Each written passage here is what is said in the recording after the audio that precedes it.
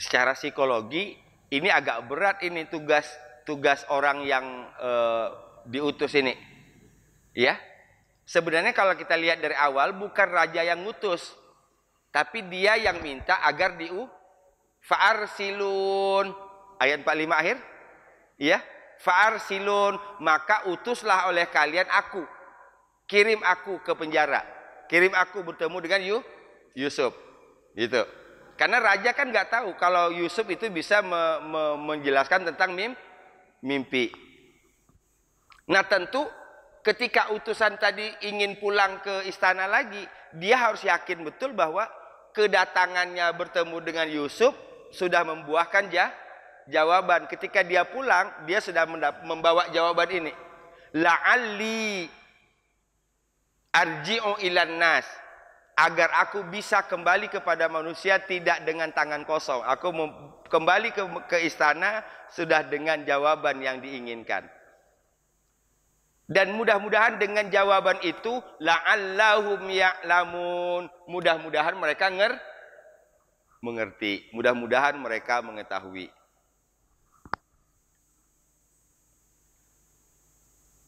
La'alli arji'u ilan nasi la'allahum ya'lamun. La'alli arji'u ilan nasi la'allahum ya'lamun. Sampai ada 2 kali la'alla itu. Iya kan? Nah, untuk sampai la'allahum ya'lamun ini prosesnya harus di sini dulu nih. Si utusan itu pulang dengan membawa informasi. Informasi disampaikan kepada An-Nas dan mudah-mudahan An-Nas itu mengetahui. Ini urutan-urutan pengetahuan itu di situ. Harus ada informasi, harus belajar. La'alli arji'u ilan nasi la'allahum ya'lamun. Ya. La'alli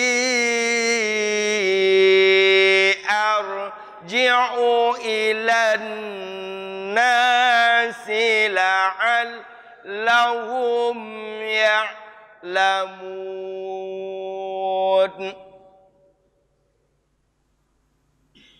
Lagi. La'alli arji'u ilan nasi la'allahum ya'lamun. 1, 2, 3.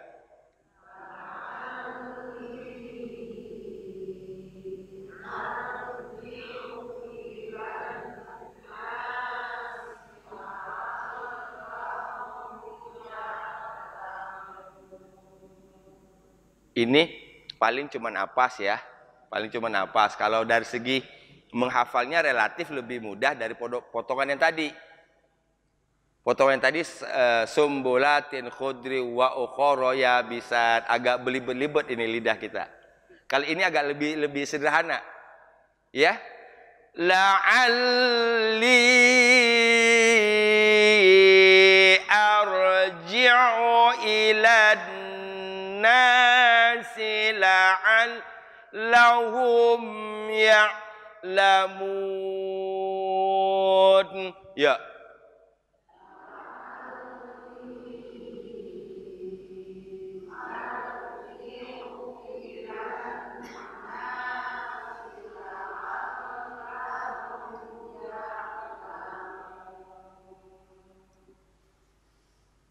Dari 2 kali kata la'alla, apa yang bisa kita pelajari? Yang tersirat dari la'alla itu apa? Tadi kalau terjemahannya mudah-mudahan, agar, yang itu, agar, mudah-mudahan.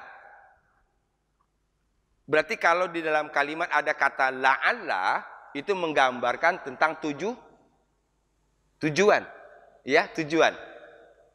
Jadi tujuan kehadiran utusan tadi bertemu dengan Yusuf di penjara, tujuannya agar balik ke istana membawa buat apa informasi itu? Agar mereka ngerti.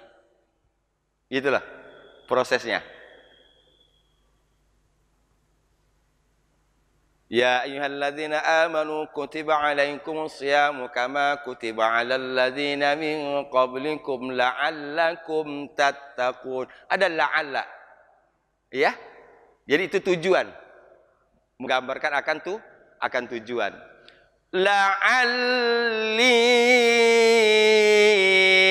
arji'u ilan nasi la'allahum ya'lamun. Ya.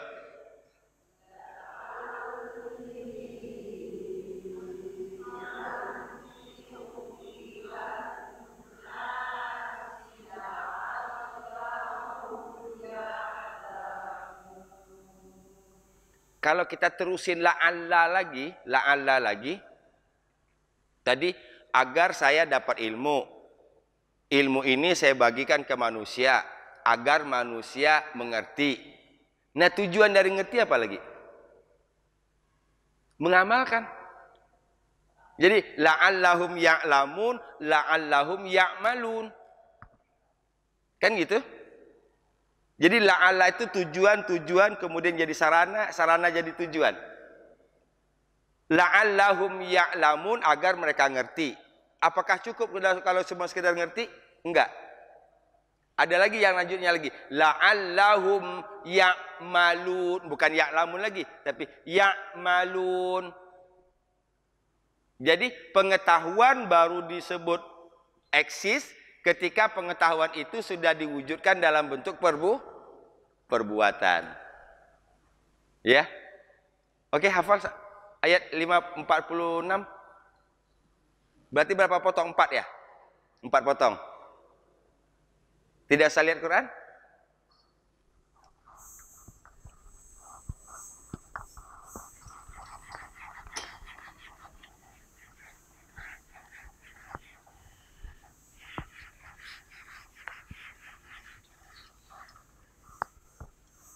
Simak dulu, tidak usah lihat Quran. Dengarkan saja saya baca.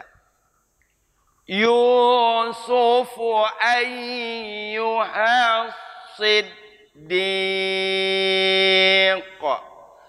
aftina fi sab'i baqaratin simani ya'kuluhunna sab'un ijaf. Potongan kedua. Ya. Ketiga, wa sab'i sumbulatin khudrin wa ukhra yabisat. Potongan ketiga. Yang ketiga kan itu. Yang keempat baru la'alli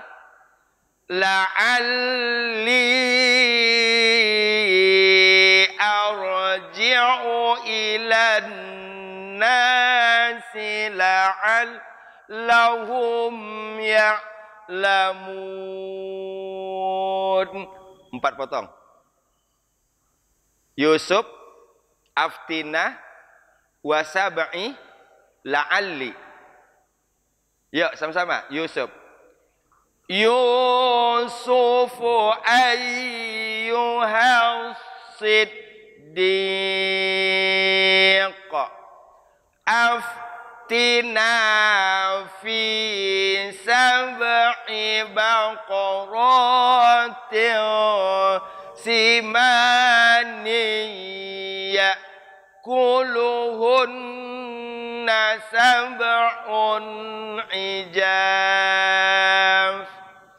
wa sab'i sumbulatin khudrin wa ukhra yabisat.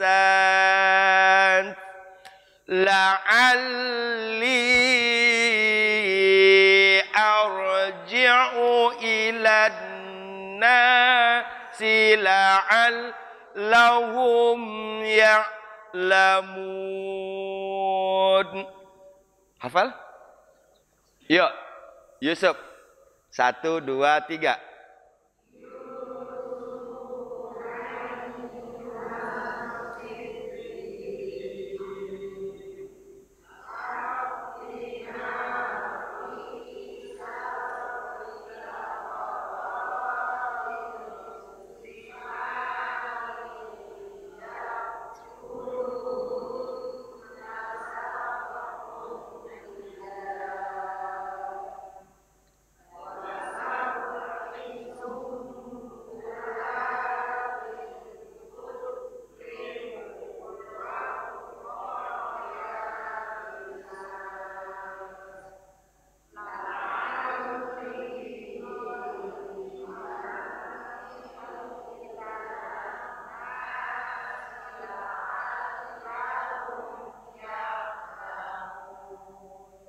Alhamdulillah.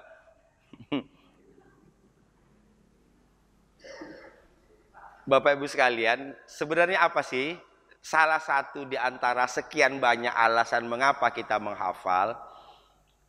Yang saya inginkan adalah bangkit rasa percaya diri dalam diri kita, itu aja. Gitu ya. Jujur kita kan tidak muda lagi. Alhamdulillah masih bisa gitu loh. Itu penting, itu penting. Ya, karena semakin berkurang rasa percaya diri seseorang, maka itu akan berdampak kepada tambah menurunnya energi dalam dirinya. Alhamdulillah saya sudah 68, alhamdulillah saya sudah 71, alhamdulillah saya sudah 75, masih bisa ngapal. Muncul. Iya kan? Jadilah dulu. Ini kadang-kadang kan dalam kehidupan sehari-hari kita sering meracuni diri kita dengan kalimat-kalimat itu, udah tua, arahnya nanti lemah semuanya. Itu terus dimasukin ke sini kita. Maka saya sebutkan dalam tadabbur tidak ada kata tua. Orang yang masuk masjid ini umurnya masuknya 17 tahun semua. Iya. Nggak boleh, jangan boleh.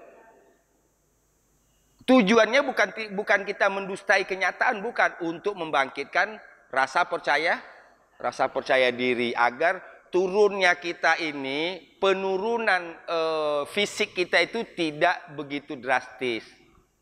Pilihannya ada di kita. Latihan membangun rasa percaya diri itu bentuk ya untuk memperlambat penurunan fisik. Tapi kita di rumah aja, masuk lagi cerita ini diharapkan yang sudah lansia jangan banyak keluar. Oh iya saya udah lansia, jangan keluar deh. Enggak bertemu dengan orang, enggak berkomunikasi dengan orang, enggak dimunculkan yang seperti ini. Terus itu tambah lama tambah berkurang rasa percaya dirinya. Yang jalan harusnya masih bisa pakai kaki udah pakai tongkat, padahal bisa sebenarnya, tapi karena PD-nya kurang. Betul? Nah, kita jangan mau. Ada kekuatan keyakinan itu yang akan insya Allah mengurangi penurunan daya fisik. Rasa percaya diri. Salah satu di antara mengasah rasa percaya diri itu adalah dengan tadabbur. Jadi ada 1000 alasan orang datang tadabbur sebenarnya kalau yang ngerti. Saya garis bawahi. Kalau ngerti. Itu alasan kecil itu alasan kecil. Itu. Alasan yang lebih tinggi lagi adalah alangkah indahnya kita baca Quran, kita sedikit itu dia. Ibu bisa bayangkan nggak kalau seandainya ibu misalnya mendengar beritanya pakai versi bahasa Cina, ada yang ngerti nggak? Iya kan? Nih versi berita dalam bahasa Cina. Bengong kita dari awal sampai akhir, bengong kita nggak ngerti. Tapi misalnya versi lagi dalam bahasa Inggris, sedikit-sedikit kita ngerti kan? Good morning, oh selamat pagi. Ada yang kita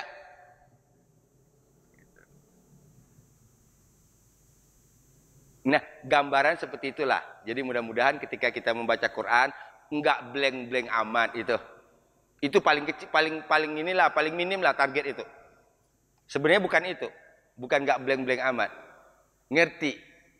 Ya. Nah, ketika kita jadi makmum kita enggak akan gampang ngantuk karena kita ada yang tahu kok yang dibaca imam.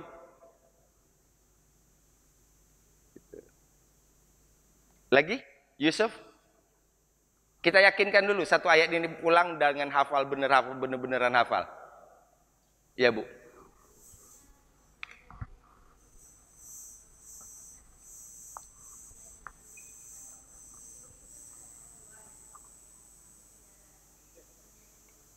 Dua orang yang dua.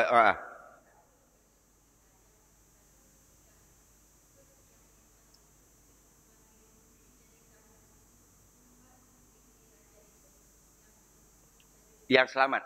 Yang selamat. Iya. Iya. Oke. Kalau kita balik mundur ke belakang ceritanya. Ini kan ada 3 orang ini di penjara. Yusuf dengan 2 orang kan? 2 orang fata disebut. Iya. Nah gitu. Kemudian setelah mungkin masa penahannya selesai.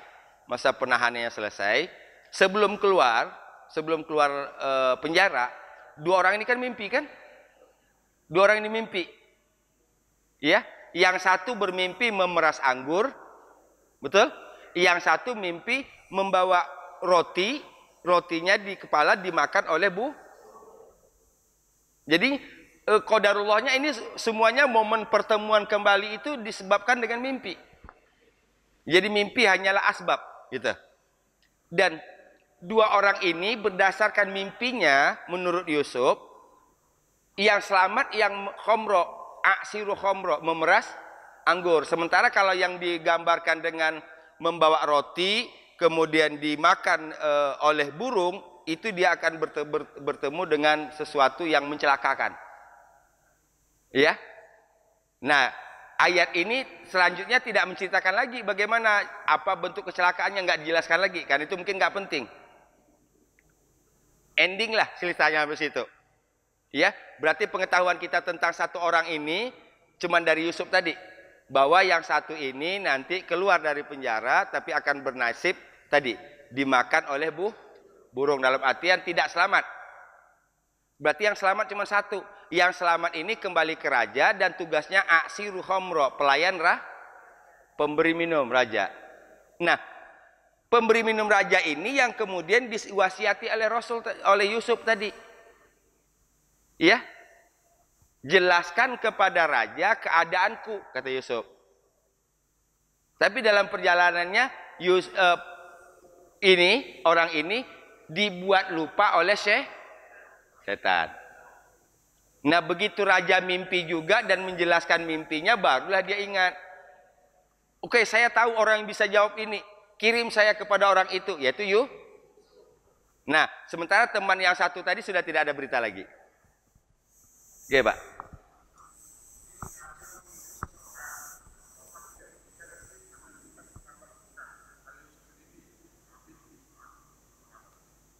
Oh, bagus juga itu. Ini kalau kita lihat, Pak. Ini ketika raja dengan para kaki tangan raja itu, rasa percaya, saling percaya itu masih kuat. Ya. Ini kalau saya teruskan sekarang ini kan nggak percaya karena sudah trustnya hilang kan? Oh, itu. Ini saya kirim titis. Ntar kalau saya kirim titis dia jujur nggak nyampein ke saya. Oh, kalau begitu bapak ngawasin dia, ngawasin titis. Tapi bapak ngawasin, ntar bapak ngawasin bapak siapa? Bapak ngawasin lagi dia. Nah, begitulah beratnya kita hari ini. Karena rasa percaya tadi sudah kurang. Bahkan jangankan jauh-jauh, teman ke teman aja rasa percaya sudah tidak lagi. Dan itu tidak mungkin muncul sendiri. Itulah, itu tidak mungkin muncul sendiri. Makanya orang kalau sekali dicurangi pasti nanti akan muncul dugaan lagi. Ini berarti kita melihat ini gambaran betapa indahnya seorang pemimpin dengan al-mala, dengan para pembesarnya tadi. Ya. Raja sangat percaya. Padahal kan kalau harusnya tadi biar mendengar dengan dengan jelas, panggil aja Yusuf ke istana. Iya kan? Ngapain harus diutus orang ke penjara gitu lah. Bagus pertanyaannya. Pasti ini akan ada jawaban. Itu dia. Pasti akan ada jawaban. Mengapa tidak Yusuf saja yang dipanggil? Dan mengapa orang yang diutus? Ya? Nah, itu pasti ada rahasia, pasti ada rahasia. Tapi kata kuncinya menurut saya tadi, mengapa raja begitu yakin dengan mengutus ini? Karena mereka punya rasa saling percaya, karena mereka punya keyakinan satu sama lain tidak mungkin mengkhianati. Mudah-mudahan bangsa ini kembali seperti itu. Ya. Punya rasa percaya diri sehingga tidak ada rasa khawatir, rasa ini kepada masing-masing orang. Kecurigaan akan hilang, ya, kecurigaan akan hilang. Sehingga yang muncul ke permukaan adalah sesuatu yang positif aja semuanya. Indah itu ya, indah itu. Gitu. Ya, gitu ceritanya. Ayat ke-46 tadi ya. Ayat ke-47. Ini berarti 47 ini jawaban dari Nabi Yusuf kan? Jawaban dari Nabi Yusuf.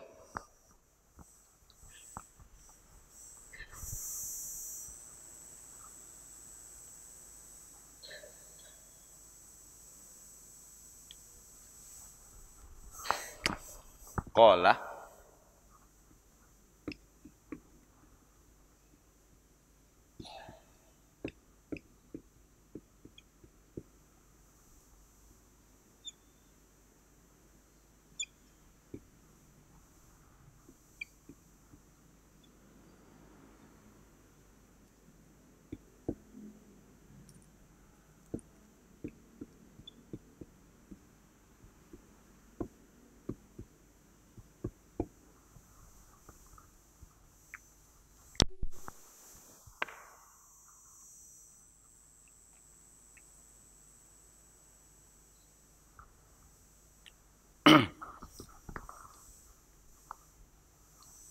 Jadi sampai di ayat 46 tadi sudah jelas. Utusan datang menghadap Nabi Yusuf alaihissalam dan sudah menjelaskan apa tujuan kehadirannya. Ya. Dan dia betul-betul minta aftina, beritahu kami. La'alli arji'u ilan nas, agar aku bisa kembali ke istana. Ya, dengan membawa ilmu. La'allahum ya'lamun, agar mereka mengerti makna dari mimpi itu.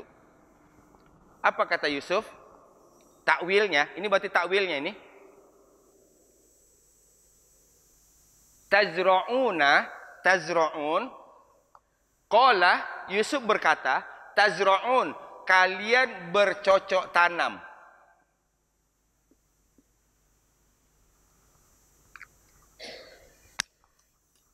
A'antum tazra'unahu am nahnu zari'un. Al-Waqiah kan? A'antum tazra'unahu am nahnu zari'un. Zari' itu petani yang menanam. Qala, Yusuf berkata, tazra'un, kalian menanam, kalian bercocok tanam, sab'a sinin. Ada kata sab'a lagi. 7. Selama ini kan yang paling banyak kita temukan 7 langit dan sab'a samawat, 7 lapis langit, 7 lapis bumi. Nah, melalui surah Yusuf ini kita tahu 7 ekor sapi yang gemuk, 7 ekor sapi yang kurus, 7 tangkai yang hijau, 7 tangkai yang kering. Tambah lagi di sini 7 tahun. Sab'a sinin, 7 tahun. Da'aba.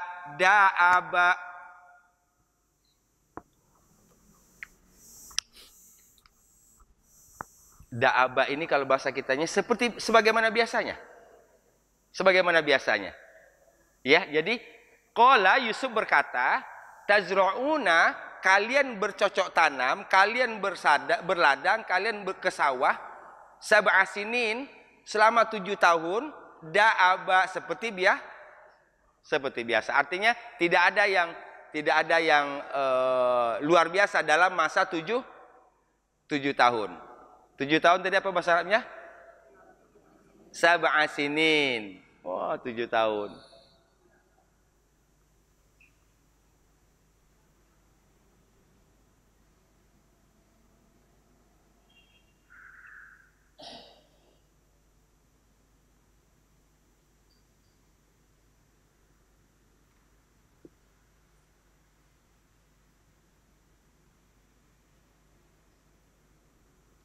Qala, ini bisa kita terjemahkan Yusuf menjawab, ya, karena tadi pertanyaan, maka konteksnya kita bisa terjemahkan qala, Yusuf menjawab, Yusuf menjelaskan, tazra'una sab'a sinina da'aba.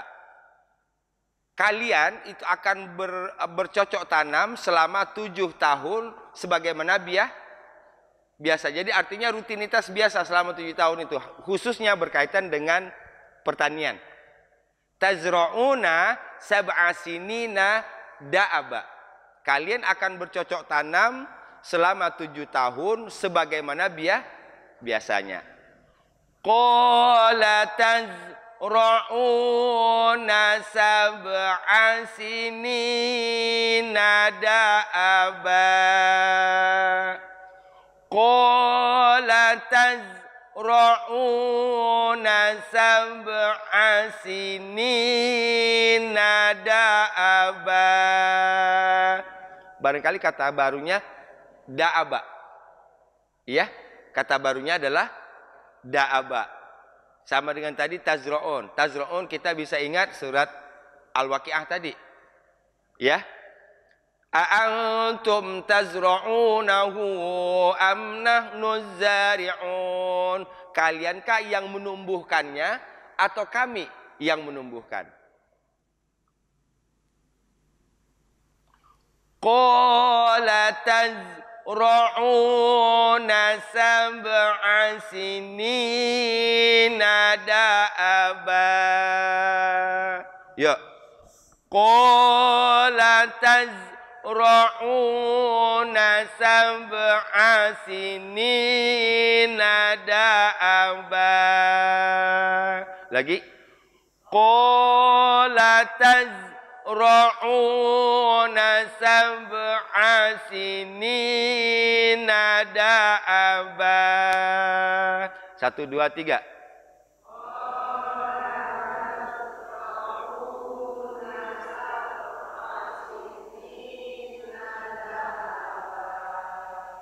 Qala tazra'una sab'a sinina da'aba.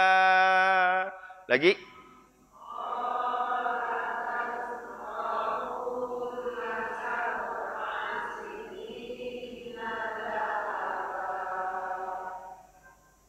Ayat keberapa? 47 ya? 47 kan? Berarti kita 1 ayat setengah hari ini. Ya, 1 ayat setengah. Dan kita pulang sudah dapat tadi, minimal kita dapat segar ceritanya di sini. Ya, ketika utusan mendatangi Nabi Yusuf alaihissalam, kemudian dia memanggil Yusuf, Yusuf, ayyuhas siddiq. Yusuf, wahai orang yang paling jujur, wahai orang yang paling benar. Aftina, jelaskan kepada kami. Fi sab'i baqaratin simanin ya'kuluhunna sab'un ijaf. Wa sab'i sumbulatin khudri wa ukhara yabisat. La'alli arji'u ilan nas la'allahum ya'lamun. Oh, kita udah kayak orang Arab ngomong jadi gitu. Dan kita faham, kan itu? Kita faham artinya. Rasakan nikmatnya, rasakan indahnya. Minimal untuk diri kita sendiri. Ya, karena kita yang perlu dilakukan sekarang mengolah agar segala ibadah yang kita lakukan itu berada pada posisi nikmat. Kan grafiknya kan begitu. Dulu biasanya kita ditekankan soal wajib sehingga segalanya berorientasi kepada kewajiban. Wajib sholat, wajib puasa, wajib zakat. Nah itu bukan kelas kita lagi lah. Malu sama umur. Kalau di umur segini masih menganggap itu wajib.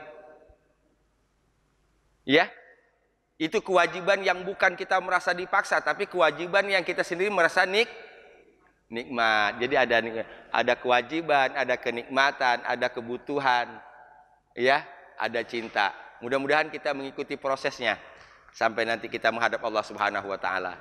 Dan kita berharap ketika berhadapan dengan Allah kita tidak memberikan kesan bahwa apa yang diperintahkan itu sebagai sesuatu yang memberatkan, bukan. Ya, justru kita enjoy, kita menikmati apa yang diperintahkan oleh Allah Subhanahu wa taala. Karena kita merasa mendapatkan sesuatu. Orang kalau melakukan sesuatu dan dia yakin mendapatkan sesuatu dari yang dia lakukan, maka dia akan semakin maksimal melakukannya.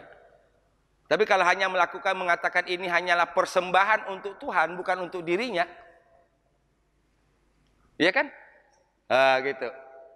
Kita tutup dengan satu cerita begini. Bahasanya agak kasar karena berkaitan dengan dua hewan. Ya, para pemburu. Hari Minggu begini biasa para pemburu pergi berburu. Ketika sampai di pinggiran hutan melihat segerombolan babi hutan, dilepaslah anjing buruannya. Sibuklah si anjing ini mengejar si babi tadi. Sampai pada akhirnya, dari ceritanya singkatnya, si anjing gagal mengejar babi itu. Dalam ngos-ngosan, tapi udah nggak bisa berbuat apa-apa lagi, babi nanya, "Anjing," gitu. Ya kan gitu kan bahasanya ya. "Anjing, lu mau tahu nggak mengapa lu nggak bisa ngejar gua?" Itu kalau bahasa Betawinya. "Nggak tahu," kata anjing. "Kamu berlari untuk tuanmu. Kamu mengejar aku untuk tuanmu. Aku berlari untuk menyelamatkan di..." Coba, mana yang paling maksimal kita bekerja? Betul? Sehebat apapun itu dia berlari untuk kepentingan tuannya, karena paling-paling cuma disebut, oh ini bagus, ini pemburu yang bagus, hanya sebuah predikat gitulah. Gitu. Sementara si hewan babi ini lari tadi, ini menentukan life or death. Kan gitu, hidup atau Nah, orang kalau sudah berbuat dengan batasan itu, hidup atau mati, pasti akan maksimal. Iya? Oh, 1000 langkah, bukan 1000 langkah, 100.000 langkah. Nah, kita melakukan ini untuk itu tadi. Bukan untuk orang lain, tapi untuk diri. Itu dia. Itulah yang membuat ibu tetap eksis sampai hari ini.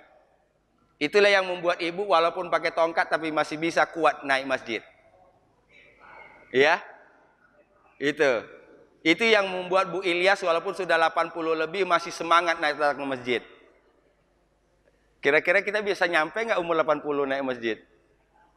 Ya? Gitu. Kenapa? Karena dia meyakini kesini untuk diri sendiri, bukan untuk orang lain. Ya, mudah-mudahan menjadi ibrah untuk kemudian membangkitkan semangat kita semua. Amin ya rabbal alamin. Subhanaka Allahumma bihamdika asyhadu an la ilaha illa anta astaghfiruka wa atubu ilaik. Walafu minkum. Assalamualaikum warahmatullahi wabarakatuh. Alhamdulillahirabbil alamin. Sama-sama, Bu.